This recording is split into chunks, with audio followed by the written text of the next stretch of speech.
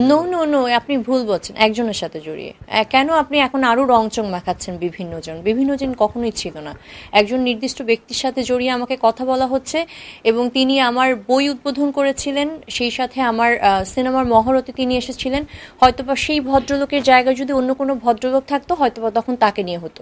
কারণ এই যে আপনারা ক্যামেরারা আমাদের পেছনে আসেন, কেন আসেন?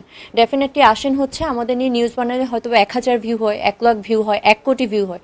ভিউ তো হয়, এমন তো না যে জিরো ভিউ থাকে। সো আমরা হয়ে গেছে আপনাদের কাছে কন্টেন্টের বিষয়। আপনি আমাকে ডিফেম করবেন, আপনি আমাকে ফেম দিলেও আপনার লাভ, ডিফেম করলেও আপনার লাভ। সো ডেফিনেটলি আপনাদের ব্যক্তি চরিতার্থ নিয়ে যখনই কথা বলছেন, আপনি দু লাইন লিখতেও আপনার কিছু যাবে আসবে না, যে পড়ছে তারও কিছু যাবে আসবে না। হয়তোবা মাঝখান দিয়ে আমরা যারা তারকা আছি তাদের ক্ষতি হয়, কারণ আমার ক্যারিয়ার মাত্র শুরুর দিকে ছিল, তাই তো? এবং আমি খুব বেছে বেছে কাজ করছিলাম। আমি কিন্তু নিয়মিত কাজ করি না, আমি একজন ফ্যাশন ডিজাইনার। সো আমার ডিজাইনিং লাইফটাই আমার কাছে সব প্রাধান্য পায় সবসময় আগে।